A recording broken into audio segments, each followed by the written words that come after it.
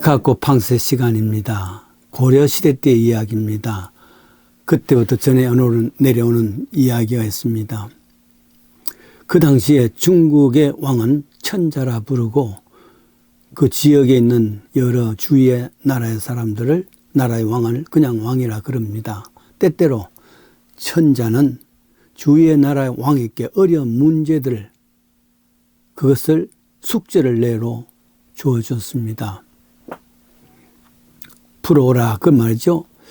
고려 왕에게 천자가 보낸 숙제는 주먹만한 큰 옥돌을 보내며 옥돌 안에 7 구멍이 있다.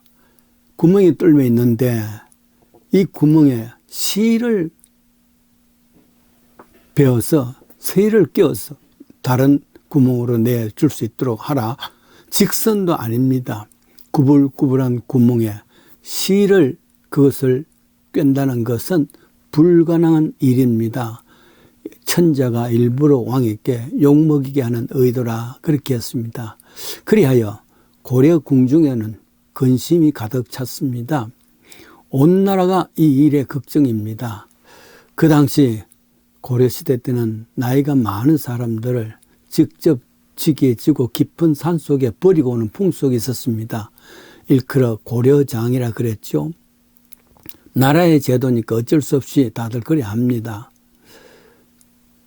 그런데 한 사람이 시골에 있던 한 사람이 이제 연세가 많으신 아버지를 지게에 지고서 깊은 산속으로 들어갑니다. 그곳에 버려야 됩니다. 그러니까 참 이것저것 할 이야기가 많지 않습니까? 이런저런 대화를 하다가 아들이 요즘 나라님께서 근심이 많대요. 지게 위에 있던 아버지가 말하면 무슨 근심일까? 글쎄 천자가 옥돌을 왕에게 보내면서 그 속에 7 구멍이 7점 길이 있는데 그 길 전체를 다 실로 꿰라 그런 숙제를 냈답니다. 일부러 왕에게 욕을 먹이게 한 것 아니겠습니까? 그때 아버지는 아무렇지 않게 그건 어려운 문제가 아닌데 예? 그럼 어떻게 할 수 있는데요? 궁중에 있는 사람들 다 할 수가 없는데 어떻게 그 쉽게 할 수 있단 말이죠? 아니야. 만약에 그 구멍 한쪽에는 꿀을 발라놓고 다른 구멍 한쪽에는 개미를 잡아서 가느다란 실에 다리를 메어놓고 나면은 이 개미가 맞은편에 있는 그 꿀을 찾아서 그 길을 찾아 나서는 것이 구멍을 끼는 방법이다. 깜짝 놀랐습니다, 아들이. 그래서 그대로 왕궁을 찾아가서 자초지종을 이야기를 했습니다. 마침내 성공해서 천자에게 보냅니다. 개미는 그 캄캄한 길 7가닥을 다 뚫고 결국 맞은편 구멍으로 나왔지 않습니까? 천자도 무릎을 치며 고려 왕을 탐복을 했었고 고려 왕도 자존심 살리고 또 기뻐했습니다.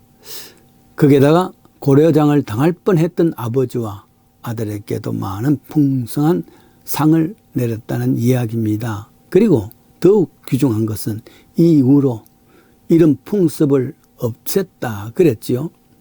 그랬습니다. 계속 있었다면 아마 지금도 그 풍습이 이루어질지 모르죠. 그러나 이와 같이 지식은 아무래도 젊은 사람에게 많이 있을 줄 압니다. 궁중에 많은 학자들 지식인이 있었겠지요. 그러나 평범한 사람, 지식인의 지혜보다 평범한 자의 지혜가 더욱 빛날 수 있다는 것을 이야기를 합니다. 그렇습니다. 왜냐하면 노인에게는 젊은이들이 갖지 못했던 지혜를 가졌습니다. 그 지혜는 어디에서 왔느냐? 물론 배움에서 오겠지만은 대부분 경험을 통해서 세월이 그것을 가르쳐 주는 것 아니겠습니까?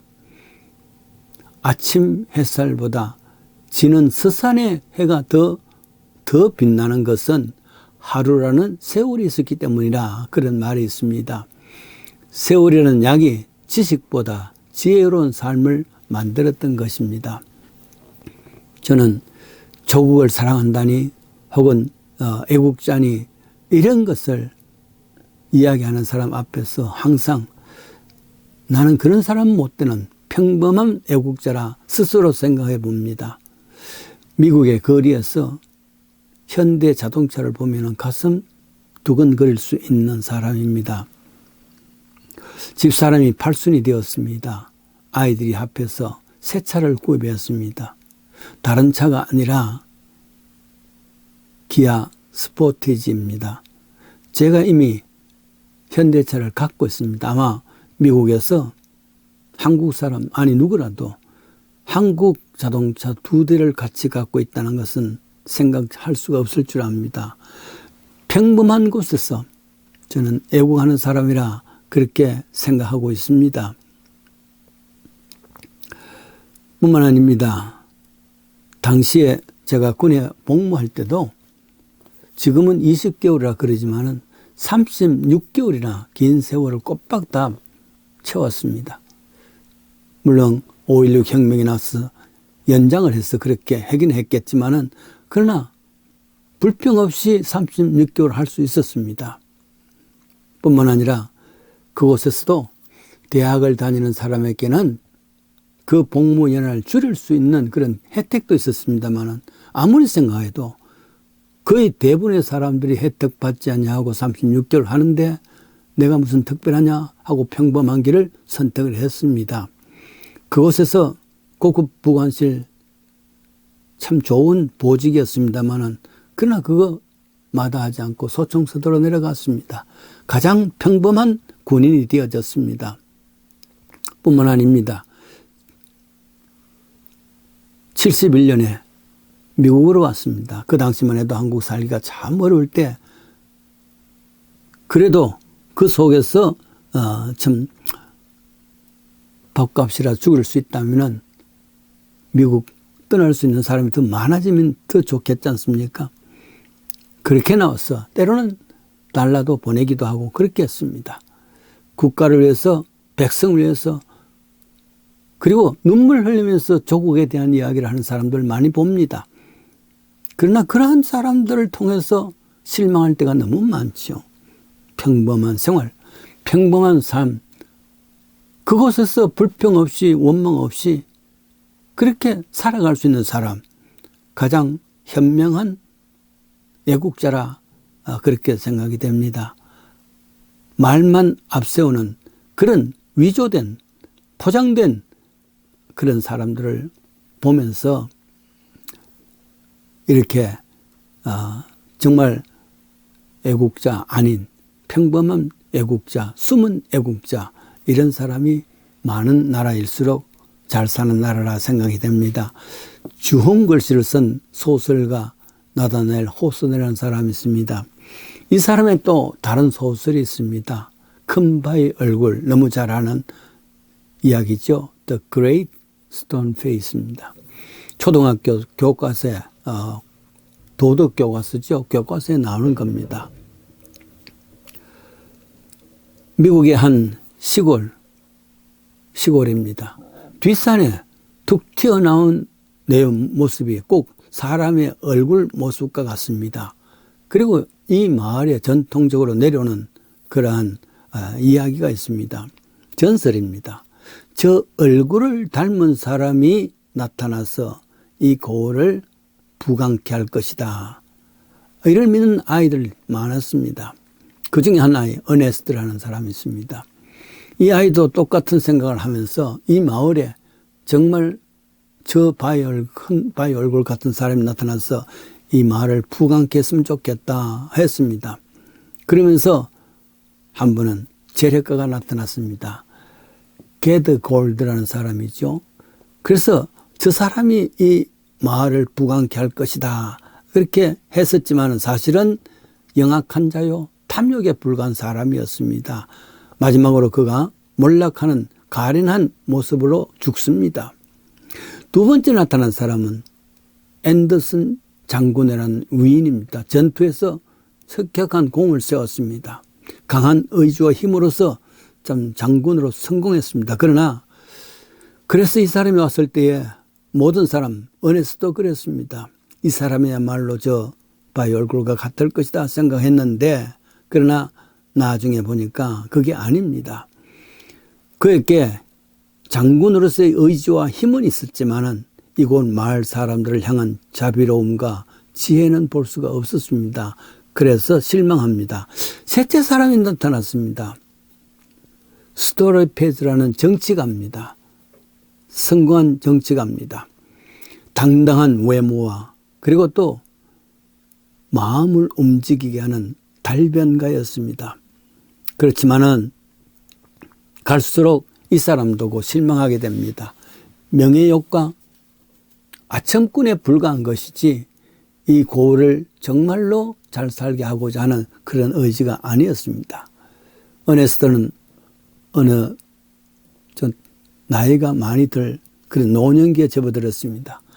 한 시인 친구가 있습니다. 어네스트는 이 시인이 혹시 저 바위 얼굴이 아닌가 하고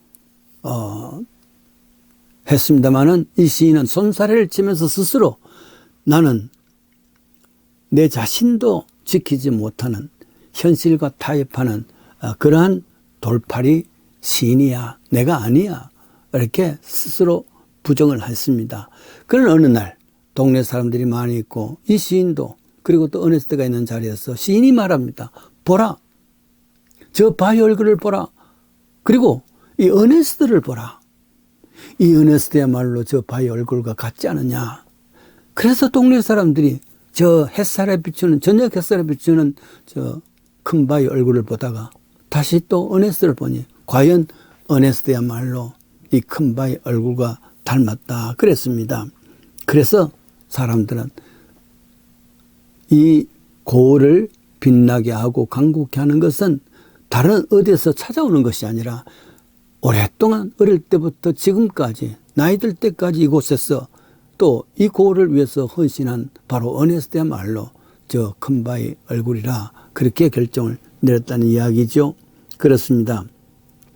민족과 국가를 위해서 일한다면서 또 정말 애국한다는 사람, 민족과 국가를 걱정한다는 것 같지만은 뿐만 아니라 눈물을 흘리면서 국가를 위해서 설교하는 목회자도 있지만은 그러나 정말 참된 애국자는 그와 같이 앞선 사람보다는 자기도 알지 못하게 성실하게 정직하게 자기 일에 열심을 다하는 사람, 이런 사람이 참된 애국자고 필요한 애국자라 국민이라 그렇게 봅니다. 그래서 잠언 22장의 마지막 절인 29절에 네가 자기 사업에 건실한 자를 보았느냐. 이러한 사람은 왕 앞에 설 것이요 천한 자 앞에 서지 아니할 것이다. 건실한 사람 무엇이겠습니까? 정직하고 내 일에 성실한 사람, 이런 사람이 많으면 많을수록 나라가 부강해지겠지요. 나은 사람이 입술로 애국이 아니라 삶을 통해서 성실하고 건실한 정직한 삶을 통해서 애국하는 애국자가 될 수 있기를 원합니다.